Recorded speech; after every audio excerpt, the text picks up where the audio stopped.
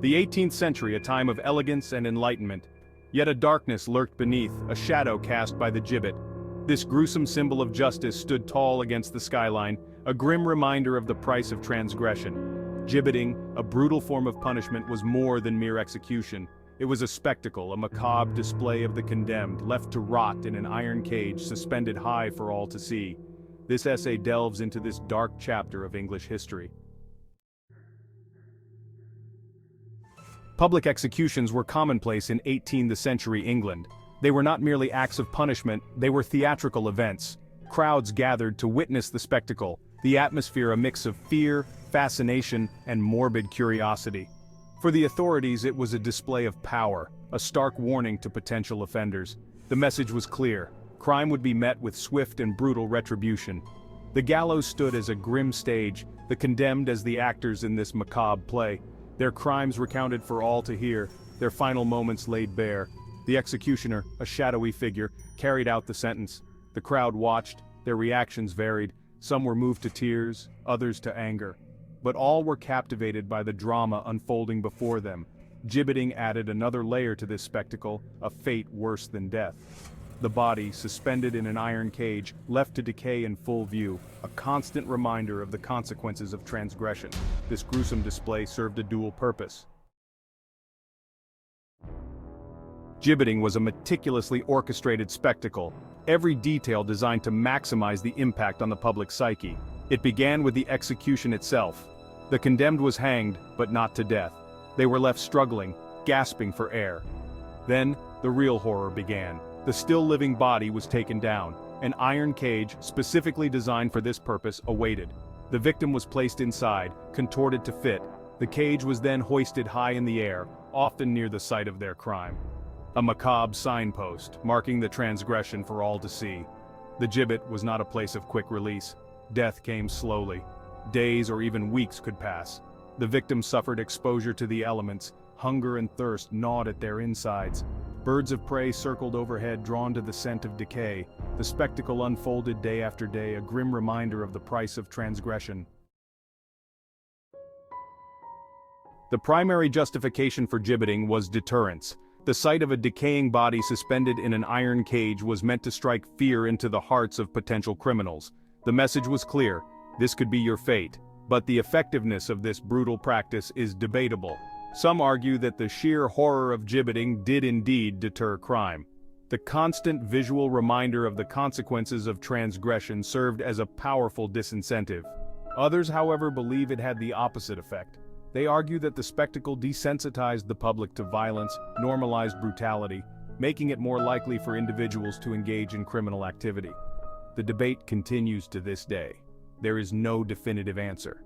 What is clear is that gibbeting had a profound impact on 18th century English society.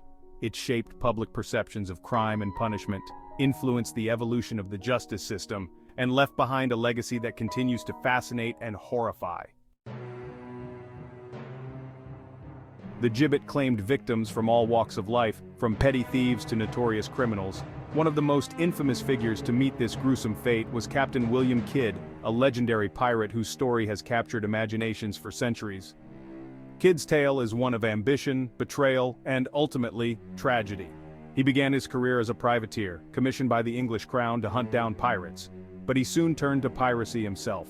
His exploits made him a legend, but also a target. He was captured and brought back to England to face trial.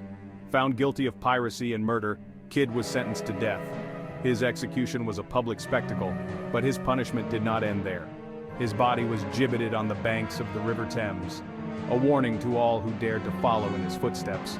His story became a cautionary tale, a reminder of the fleeting nature of fame and fortune. The public's reaction to gibbeting was complex and multifaceted. Horror was undoubtedly a primary emotion. The sight of a decaying corpse ravaged by the elements was a visceral experience, evoking feelings of disgust, fear, and revulsion. But there was also an element of fascination. Public executions were social events. People gathered to witness the spectacle, to gossip, to be entertained. The gruesome nature of gibbeting only heightened this fascination, providing a morbid spectacle, a glimpse into the darkest aspects of human nature. The crowd's reaction was a mix of horror and morbid curiosity. Gibbeting also sparked moral debates. Some saw it as a just punishment, a fitting retribution for heinous crimes.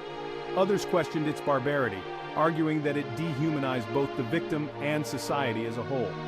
These debates reflected the evolving social consciousness of the time, a growing awareness of the need for a more humane and just legal system. The practice of gibbeting did not last forever.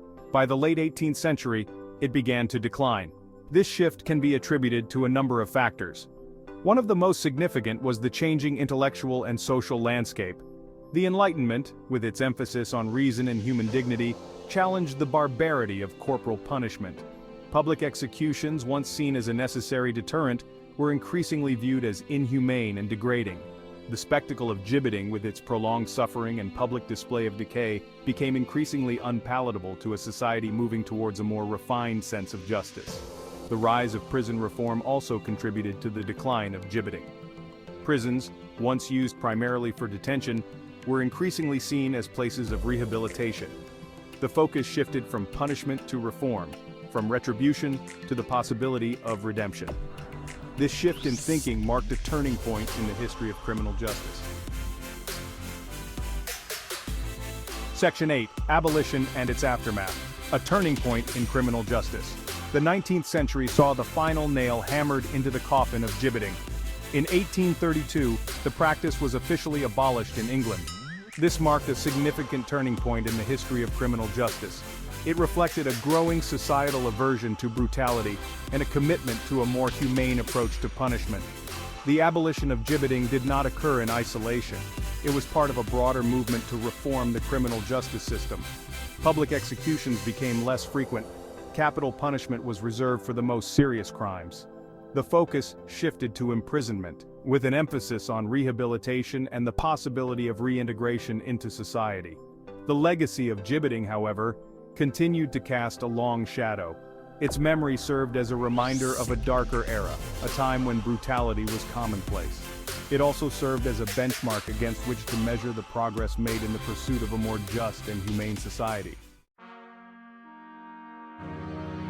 Section 9. Echoes in Modern England, Place Names and Museums. Despite its abolition centuries ago, the shadow of the gibbet still lingers in modern England.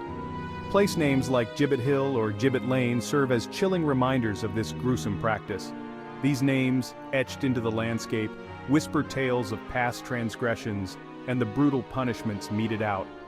Museums also play a role in preserving the memory of gibbeting. Exhibits dedicated to the history of crime and punishment often feature artifacts related to this practice. Iron cages, shackles, and even the skulls of gibbeted criminals offer a tangible connection to this dark chapter of English history. These remnants serve a dual purpose. They educate the public about the brutality of past practices, fostering a deeper understanding of the evolution of justice. They also serve as a warning, a reminder of the dangers of unchecked power and the importance of safeguarding human dignity. Section 10. The Gibbet's Legacy, a reminder of brutality. The gibbet stands as a stark symbol of the brutality that can permeate systems of justice. It serves as a reminder of a time when punishment was often cruel and inhumane. A time when the spectacle of suffering was deemed a necessary deterrent. The legacy of gibbeting is multifaceted. It speaks to the darker aspects of human nature, the capacity for cruelty and the desire for retribution. But it also highlights the evolution of societal values, the growing recognition of the need for a more humane and just approach to crime and punishment. The gibbet, though a relic of the past, continues to hold relevance in the present. It serves as a warning against the dangers of unchecked power and the erosion of human dignity. It reminds us of the importance of safeguarding individual rights and ensuring that justice is tempered with compassion. Section 11. Conclusion. From Barbarity to Humanity.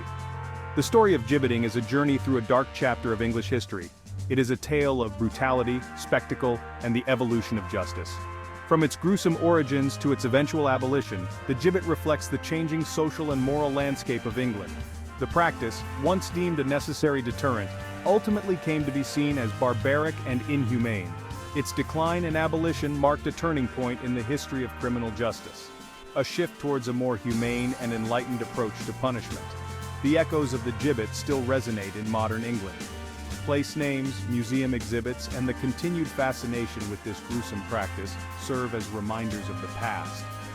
They prompt reflection on the evolution of justice and the importance of safeguarding human dignity in the face of power.